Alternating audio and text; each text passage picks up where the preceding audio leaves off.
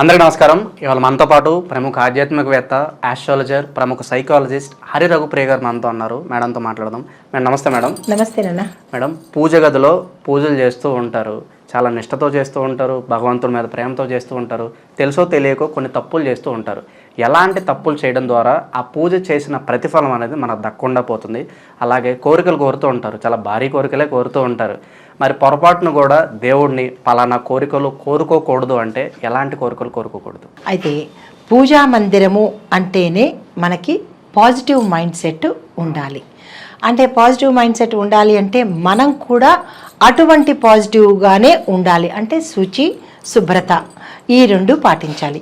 పాటిస్తూ ఏది చెయ్యాలో, పూజ అంటే మనం ఏది చేస్తే భగవంతుడికి చేరుతుందో, ఎలా చేస్తే చేరుతుందో అలాగే చెయ్యాలి. దీనికంటూ ఒక విధి విధానం అనేది మన పూర్వీకులు, ఋషులు చెప్పారు. పూజ చేసే సమయం ఒకటి ఉంటుంది.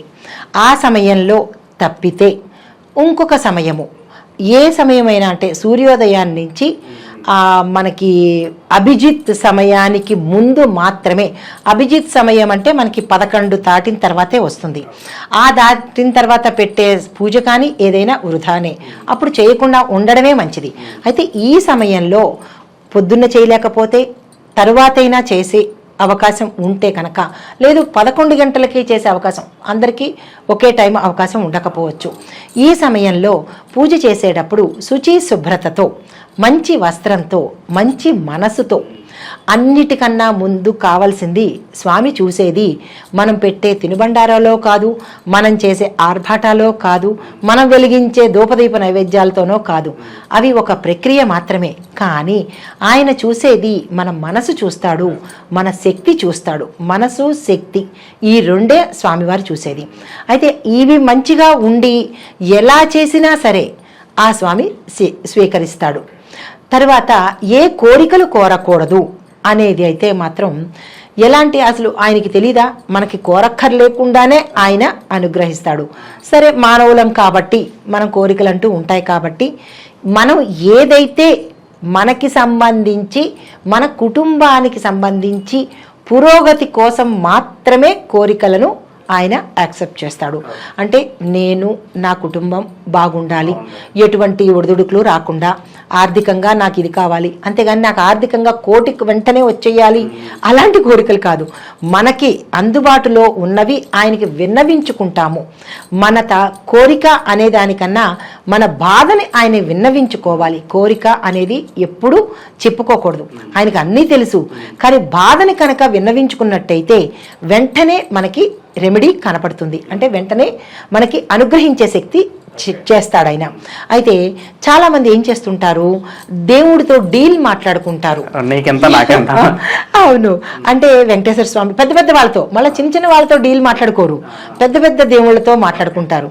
ఏమని అంటే, నువ్వు నాకు ఈ పని చేసి పెట్టు, వారం రోజుల్లో ఈ బిజినెస్లో నాకు ₹1,00,00,000 ఇస్తే నీకు అజ్ఞాతంగా ఒక కిరీటం ఇచ్చేస్తా, లేదా అంటే ఒకటి ఏదో నీకు ఇచ్చేస్తా, ఆయనకి ఆభరణాలు తక్కువ అయినా కానీ ఏదో ఇచ్చేస్తాను అని డీల్ మాట్లాడుకుంటారు. సో ఆ డీల్గానే ఉంటుంది కాబట్టి అది కోరిక కాదు, కానీ కోరేసుకుంటున్నారు.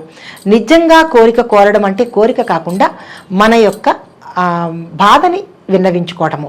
అయితే ఎలాంటి కోరికలు కోరకూడదు అంటే, మన వల్ల ఎదుటి వ్యక్తి నష్టపోయేది, బాధపడేది, జీవితాన్ని కోల్పోయే కోరికలు మాత్రం కోరుకోకూడదు. ఈ కోరుకున్నా కానీ అవి తిరిగి మనకే వర్ధిస్తాయి. ఎలా బూమరాంగ్ లాగా తిరిగి మళ్ళా మనకే వచ్చేస్తుంది. ఎదుటివాడి పోవాలో, పక్కింటి వాడి నాశనం అయిపోవాలో, లేదా వాడి ఉద్యోగంలోంచి పోవాలో, ఇలాంటి కోరికలు కొన్ని కోరుతారు. అది కోరికలు కాదు, పైశాచిక చర్యలు. అలాంటివి కోరుకుంటే కనుక మనకి ఫలితం ఇవ్వకపోగా తిరిగి మనకి వచ్చే అవకాశం ఉంటుంది.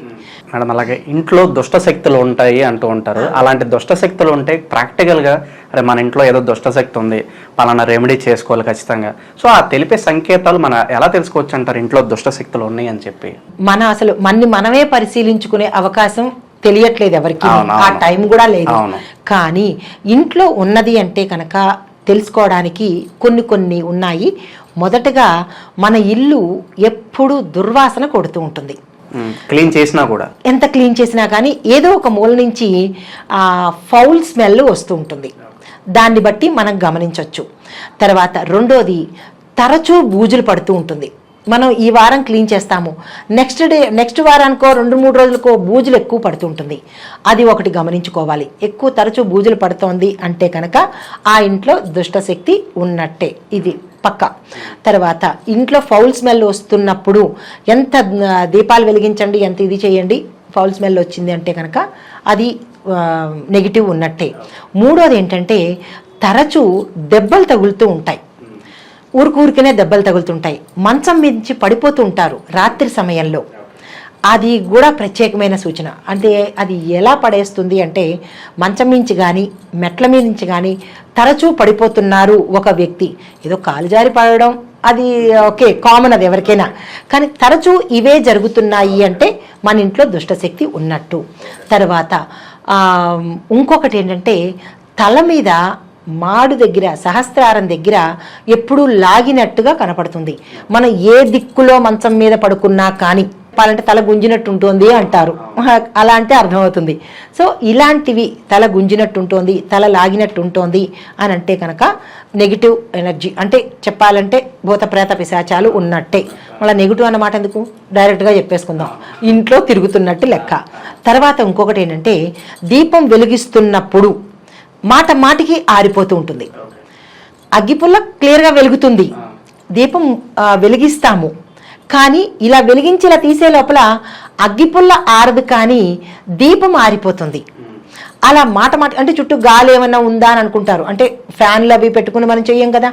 అంటే అక్కడ ఎందుకు ఆరిపోతుంది మాటికి అంటే అది ఒక పరిశీలన, అది గమనించుకోవాలి. దాని తర్వాత మనం ఇంటికి ఇవి బూడిద గుమ్మడికాయ పెడతాం కదా.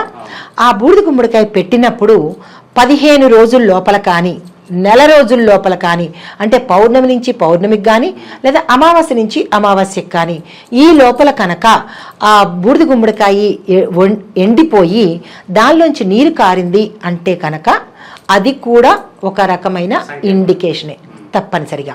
తర్వాత అద్దము పగిలిపోయిన ఉత్తినే, మన చెయ్యి తగలదు, కాలు తగలదు, ఏమీ తగలదు, ఊరికనే అద్దం బీట పడితే, అంటే డ్రెస్సింగ్ టేబుల్స్ లాంటివి ఉంటాయి, గోడకి అద్దాలు ఉంటాయి కదా, అది ఊరికనే పగిలింది అంటే దాని అర్థం ఏంటంటే ఇంట్లో దెయ్యం ఉన్నది అంటే, నెగిటివ్ అని చెప్పడం కన్నా డైరెక్ట్గా చెప్పేస్తున్నాను. అదేంటంటే ఈ దెయ్యానికి, అంటే ఈ ఆత్మకి దాని ముఖం అది చూసుకుంటే భయపడుతుంది. అది ఎక్కడ కనబడుతుంది, మనకి అద్దంలోనే కనబడుతుంది. అది ఎప్పుడైతే దీన్ని ఇలా చూసుకుందో, దాని రూపం అది చూసుకుందో, అది భయంతో బేట ఇచ్చేస్తుంది. అది మనం గమనించుకోవాలి. అంటే మనకు అది కనపడదు కదా, ఈ అద్దం కనబడుతుంది కదా. ఒక్కొక్కసారి అద్దం పీసులైపోయే అవకాశం కూడా ఉంటుంది, ఒక్కొక్కసారి బ్రేక్స్ ఇచ్చేస్తూ ఉంటుంది.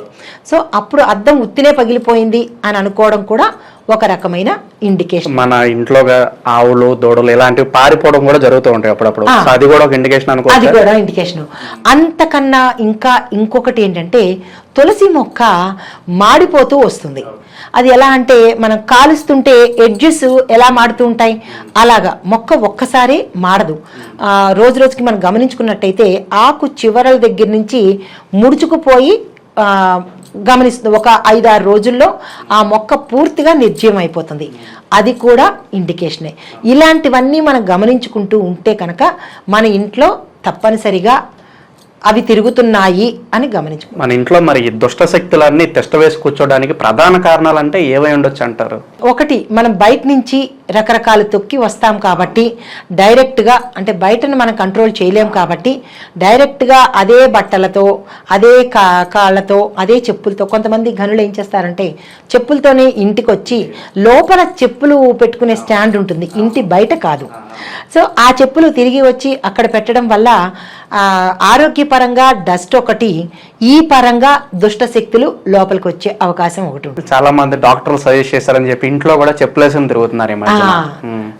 అది ఒకటి ఏంటంటే, చెప్పులేసి తిరుగుతున్నారంటే వాళ్ళ హైఫై స్టేటస్ చూపించుకోవడానికి. రెండోది ఏంటంటే ఆరోగ్యపరంగా ఏంటంటే ఎక్కడ నీళ్లు ఉంటాయో, ఎక్కడ నూనె ఉంటుందో తెలియదు, జారి పడే అవకాశాలు ఉంటుంది. కాబట్టి చెప్పులు ఫ్యాషన్గా చూసుకుంటే ప్రమాదాలకి సూచన అవి. దాంతో తర్వాత మన బయటికి వెళ్ళొచ్చిన బట్టలు అంటే మామూలుగా జాబులకి వెళ్ళి వచ్చిన బట్టలు అయితే ఓకే, దాన్ని మనం ఏమీ చేయలేము. కానీ దానికి కూడా ఒక ప్రక్రియ ఉంది. ఏంటంటే డైరెక్ట్గా బెడ్రూమ్లోకి వెళ్ళిపోకుండా, బెడ్రూమ్ అనేది విరామ ప్లేసే కాకుండా నెగిటివ్స్ కూడా ఉండే ప్లేస్ బెడ్రూమే. ఫస్ట్ బెడ్రూమే నెగిటివ్స్ ఉంటాయి.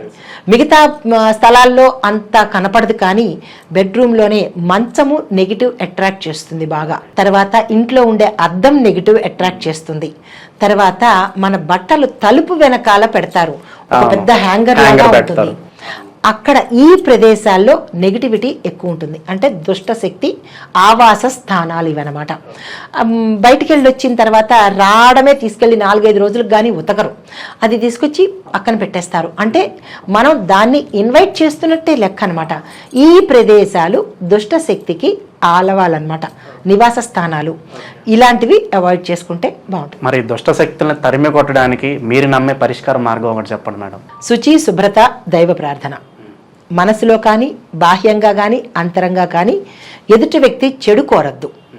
మీకు వీలైతే సాయం చేయండి, కానీ ఎదుటి వ్యక్తి చెడు కోరకపోవడం ఒకటి, దైవ ఆరాధన ఒకటి. తరువాత శుచి శుభ్రత. ఎక్కడ శుచి శుభ్రత ఉందో అక్కడ దేవుడు ఉంటాడు. దేహమే దేవాలయం కదా. మన ఆ దేవాలయాన్ని అశుభ్రంగా ఉంచితే వచ్చేది ఎవరు? దేవుడు వెళ్ళిపోయి దుష్ట శక్తులు ఆలవాలమవుతాయి. శ్రద్ధ తీసుకుని మన దేహాన్ని, మన గృహాన్ని కూడా శుభ్రత పాటించి అంతర్లీనంగా, అంటే మనసులో కూడా, బయట శుభ్రం కాదు, లోపల మనసు కూడా శుభ్రంగా ఉండాలి. ఆ శుభ్రంగా ఉండాలి అంటే ఎదుటి వ్యక్తిని మనం దూషించకుండా. మీరు కొన్ని సినిమాల్లో చూసే ఉంటారు, కొంతమంది గురువులు వస్తారు ఇంటి దగ్గరికి, దుష్ట శక్తులు ఉన్నాయంటే ఒక కంటైనర్ లాంటి తీసుకొచ్చి మీరు భయపడకుండా మేము బంధించేసాం అంటూ ఉంటారు. మరి అవన్నీ వాస్తవాలు అంటారా, అవి బంధించడం కావచ్చు? సో మరి ఒకవేళ దుష్ట శక్తులు ఉన్నాయంటే మీరు నమ్మే పరిష్కార మార్గం ఒకటి చెప్పండి, వాటిని తరిమి కొట్టడానికి బయటికి. అయితే మనకి దుష్టశక్తి ఉందా లేదా అనేది మనం గడప, ఇంటి ప్రధాన ద్వారాన్ని కనుక చెక్ చేసినట్టయితే అక్కడ ఒక నిమిషం, అంటే అంత శక్తి ఇంటి యజమానులకు కూడా ఉండాలి. వీళ్ళే అశుభ్రంగా ఉంటే వాళ్ళు చెక్ చేసేదానికి ఎక్కడ ఉంటుంది? ఇప్పుడు మనం ఒకరికి పరీక్ష పెట్టాలంటే ఆ పరీక్ష పెట్టేది నాకు తెలిసి ఉండాలి కదా. కాబట్టి ఇంటి యజమానులు, ఎందుకంటే ప్రత్యక్షంగా నేను చూశాను కాబట్టి నాకు తెలుసు, ఈ పరిహారము, ఈ సూచన నాకు తెలుసు. అయితే ఏంటంటే మనకి సింహద్వారం మీద కనుక మనం చెయ్యి పెట్టినట్టయితే మన చెయ్యి వణుకుతుంది, అరచెయ్యి వణుకుతుంది. ఎప్పుడైతే అరచెయ్యి వణికిందో తప్పనిసరిగా ఆ ఇంట్లో దుష్టశక్తి ఉంది. ఇదొక సూచన. తర్వాత ఏదైనా ఒక రోజు, అంటే గురువారం కావచ్చు, శనివారం కావచ్చు, ఏదైనా ఒక రోజు పచ్చి పాలను తీసుకుని, అంటే ఇవి మీరు చెక్ చేసుకునేందుకు మార్గాలు, పచ్చి పాలను తీసుకుని ప్రధాన గడప దగ్గర, సింహద్వారం దగ్గర మీరు యువతల నుంచుని, అంటే ఇంటి లోపల నుంచుని ఆ సెంటర్లో, అంటే గడపకి మధ్య భాగంలో కనుక ఈ పచ్చి పాలను పోసినట్టయితే అవి లోపలికి వస్తే ప్రమాదం లేదు, ఇంట్లో దైవశక్తి ఉంది. అది ఏమాత్రం బయటకు వెళ్ళింది అంటే కనుక ఇంట్లో తప్పనిసరిగా దుష్టశక్తి ఉంది అని అర్థము. ఎప్పుడైతే మనకి తెలిసిందో దాన్ని తరిమే ప్రయత్నాలు చేయాలి అంటే ఫస్ట్ మన ఇంట్లో పూజలు నిర్విఘ్నంగా జరగాలి. ఆంజనేయ స్వామి పటం కానీ, పంచముఖి ఆంజనేయ స్వామి కానీ ఇంటి ప్రధాన ద్వారం దగ్గర పెట్టాలి. దానితో పాటుగా నారసింహస్వామి పటము, అంటే మరీ భారీ అయితే మనం పూజలు చేసుకోవాలి, అలా కాకుండా ఒక చిన్న సైజు పటం తీసుకొచ్చి అది ఇంటి ప్రధాన ద్వారం లోపల నుంచి చూసేది, అంటే దుష్టశక్తి రావాలంటే ఇంటి లోపల నుంచి రావాలి కదా, అదొకటి పెట్టండి. తరువాత ప్రధాన ద్వారానికి అద్దం పెట్టండి. చిన్న అద్దము పైన కనుక పెట్టినట్టయితే అది వచ్చేటప్పుడు, అంటే మనమంటే కింద కాళ్ళు పెట్టుకుని వస్తాం, అది ఎట్లాగైనా రావచ్చు. కాబట్టి అది చూసుకుని అక్కడే అది వెనక్కి వెళ్ళిపోయే అవకాశం కనబడుతుంది. అంటే తిరోగమనానికి అది సూచన అనమాట. సో ఈ పరిహారాలన్నీ పాటించుకుంటూ ఫస్ట్ మనం శుద్ధిగా ఉంటే కనుక ఏ దుష్టశక్తి లోపలికి రాదు. ఇది దుష్టశక్తుల గురించి ఎన్నో విశేషాలు మాకు తెలియజేశారు. అలాగే మరి అట్లా తరిమి కొట్టడానికి ఒక చక్కటి పరిష్కార మార్గం కూడా మాకు తెలియజేశారు. ధన్యవాదాలు మేడం. నమస్తే.